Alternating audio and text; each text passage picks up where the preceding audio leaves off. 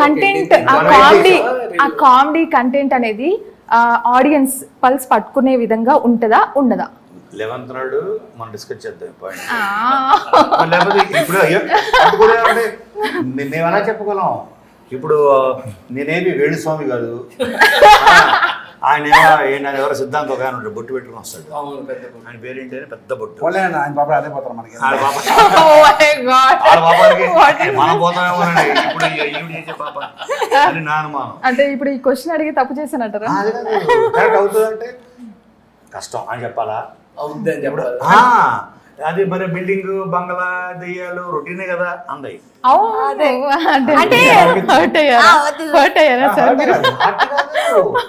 Any horror film లో haunted house ఉంటుందా ఉండదా? డెఫినెట్లీ ఉంటుంది. గోస్ట్ ఉంటుందా ఉండదా? డెఫినెట్లీ ఉంటుంది.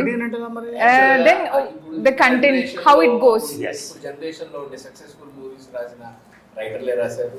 ఇప్పుడు జనరేషన్ లో అద్భుతమైన కథలు అందిస్తున్న రైటరే అందించాడు.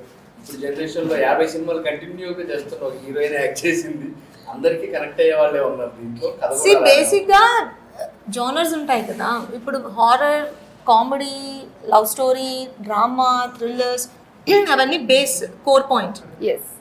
ఆ కోర్ పాయింట్ ని బట్టే మీరు ఆ జోనర్ కి సంబంధించిన మూవీ అని మీరు డిక్లేర్ చేస్తుంది. ఇది హారర్, ఇది కామెడీ, ఇది అని. సో మీరు బేసిక్ మీరు అడుగుతున్న క్వశ్చన్ ఏంటంటే ఆ కోర్ పాయింట్ ఉండవలసిన అవసరం ఉందా అని అడుగుతున్నారు మీరు. అర్థమవుతుందా? ఇప్పుడు భయపడతారా, ఇప్పుడు నవ్వుతారా అంటే మేము చేసిందే నవ్వడం కోసం. నవ్వుతారా లేదో మాకు తెలియదు. సో ఇప్పుడు Geethanjali movie completely focused on comedy part అంటారా, ఎక్కువగా హారిఫైయింగ్ పార్ట్ అంటారా? Horror comedy. మనం గీతాంజలి ఫస్ట్ క్రియేట్ చేసింది కూడా ఒక హర్రర్ కామెడీ. దాని ఫస్ట్ మన గీతాంజలి ఫస్ట్ పార్ట్ కూడా అంత ముందు అంతా సపరేట్ కామెడీ కానీ ఇట్లా ఉండేవి.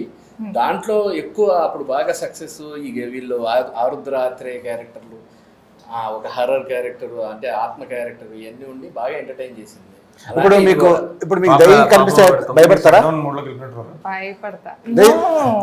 దయ్యం కనిపిస్తే భయపడతారా? భయపడతా. ఈ జనరేషన్ లో కూడా కదా మరి అంతే. కంటెంట్ కనెక్ట్ అవుద్దా? 100% అవుద్ది. అంతే అంటారా? ఓకే, సో ఎక్స్పెక్టేషన్స్ తో వచ్చిన ఆడియన్స్, బికాజ్ ఇక్కడ స్పెషల్ ఎక్స్పెక్టేషన్స్ ఉన్నాయి ఆడియన్స్ కి. దట్ గీతాంజలి ఫ్యాన్స్ ఇక్కడ ఇంకా డబల్ ట్రిపుల్ అవ్వచ్చు. సో హ్యాపీగా సాటిస్ఫైడ్ గా ఫ్యామిలీ మెంబర్స్ వెళ్ళొచ్చు అంటారు. థియేటర్ కి వెళ్ళి తిరిగి కడుపుబ్బా నవ్వుకోవచ్చు అంటారు.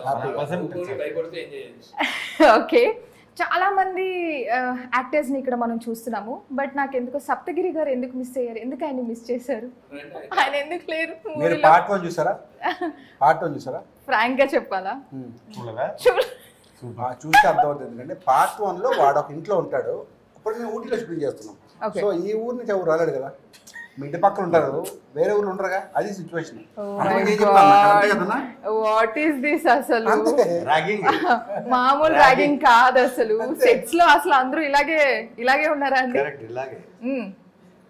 మీకు సెట్ అయ్యారండి, మీకు బాగా సెట్ అయ్యారు. ఈ గ్రూప్ ఎనర్జీ గ్రూప్ అన్నమాట. లేదు, ఆయనే మాకు సెట్ అయ్యారు.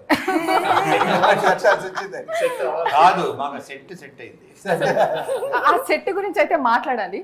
ఆ స్పెషల్ గా ఇక్కడ ఏమైనా సెటప్ చేశారేమో అనుకున్నాను. But yeah, has you real location ని కొంచెం మేక్ ఓవర్ చేసాం. Okay, real location 150-year-old bungalow అని తీసుకొని దాన్ని కొంచెం మేక్ ఓవర్ చేసాం. అంటే టోటల్ అబండెంట్ అది. ఓకే, దాన్ని తీసుకొని మేక్ ఓవర్ చేసాం. మీకు భయమే లేదా సీరియస్లీ? అంటే వర్క్ చేశారు కదా, సెట్ చేశారు వాళ్ళందరూ. అంటే ఎంత బడ్జెట్ అవుతుందో అని భయవేసింది. తర్వాత ఎంతమంది తోటి మళ్ళీ మామూలుగా రాలేదండో. ఓకే, సో మీ అందరికి ఒకే common question, do you believe in ghost? Actually అందరు కలిసి చెప్పాలి, చెప్పొచ్చా? కలిసి చెప్పొద్దు, ఒక్కొక్కరు చెప్పండి. మొదటి చెప్పరా? నమ్ముతారా? నమ్మాలి కూడా, ఎందుకంటే దేవుడు ఉన్నాడంటే దెయ్యం ఉంటుంది. సేమ్ ఆన్సర్ అది కంపల్సరీ. ఎందుకంటే మంచి చెడు దేవుడు నమ్ముతారా అంటే మరి దెయ్యం ఉండబట్టే వస్తాడు. Simple answer.